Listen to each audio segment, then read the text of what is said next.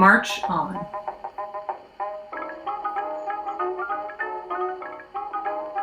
You've asked, my darling, about the women you see, marching and talking about equality. We come by it honest. It's our legacy. From the grandmas who came before even me.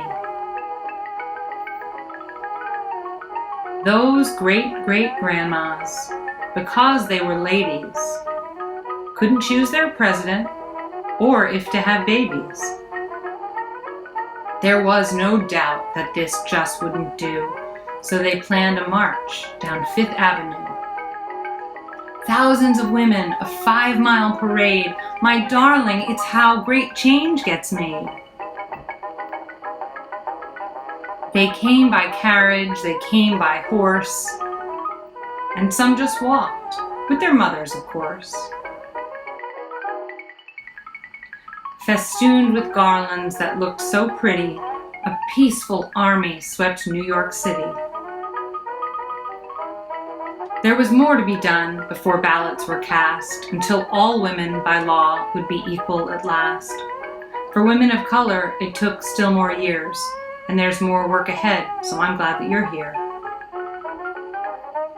It's a century later, but if you ever feel small, just remember the moxie of those who stand tall. Because democracy grants you permission to fight. Now close your eyes, my darling. Sleep tight.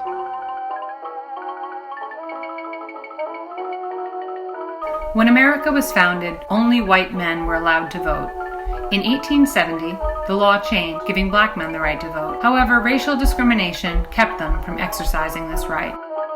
On October 23, 1915, more than 25,000 women marched down New York City's Fifth Avenue to fight for women's right to vote. At the time, it was the largest march in the city's history.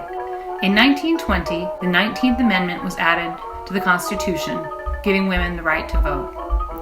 Unfortunately, women of color were still barred from voting.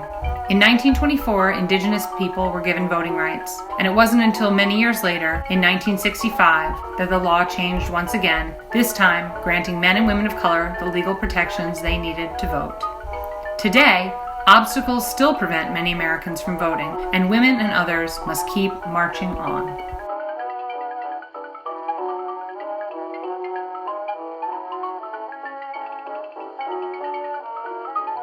Please visit marchonny.com for free downloadable coloring pages and discussion questions that are Common Core aligned and age appropriate by grade.